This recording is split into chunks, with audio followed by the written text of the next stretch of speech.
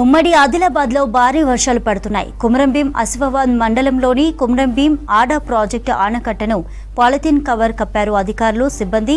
వరద పోటెత్తి ఆనకట్ట చివరి భాగం కూలుతోంది. ప్రాజెక్టుకు మరింత ఇబ్బంది రాకుండా ఇంజనీర్లు భారీ కవర్ను ఆనకట్ట పొడవునా కప్పారు.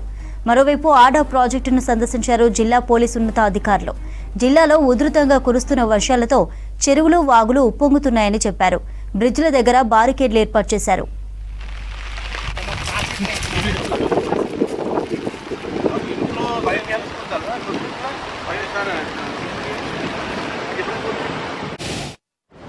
ఈ కుమరంభీం ఆసిఫాబాద్ జిల్లాలో గత 2 డేస్గా కురిసిన వర్షాల కారణంగా చాలా చోట్ల వాగులు వంకలు బాగా ఎక్కువగా ప్రవహిస్తున్నాయి. దాంతోపాటు చాలా రోడ్లపై కూడా వాటర్ రావడం జరిగింది.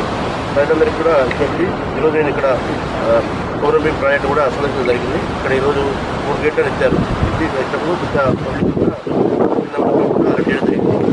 రైతులకు విజ్ఞప్తి ఏంటంటే వర్షాలు వస్తున్నాయి కాబట్టి ఎవరు వాగు వంకలు ఎక్కడ ఇబ్బంది ఉంటే ఖచ్చితంగా మనం సమాచారం చేయాలి. దాంతోపాటు అన్ని చోట్ల ఎక్కడ ఇబ్బంది ఉందో అన్ని చోట్ల మనం టికెట్ ఏర్పాటు చేయడం జరిగింది. బ్యారికేడింగ్ టికెట్ ఏర్పాటు చేయడం జరిగింది.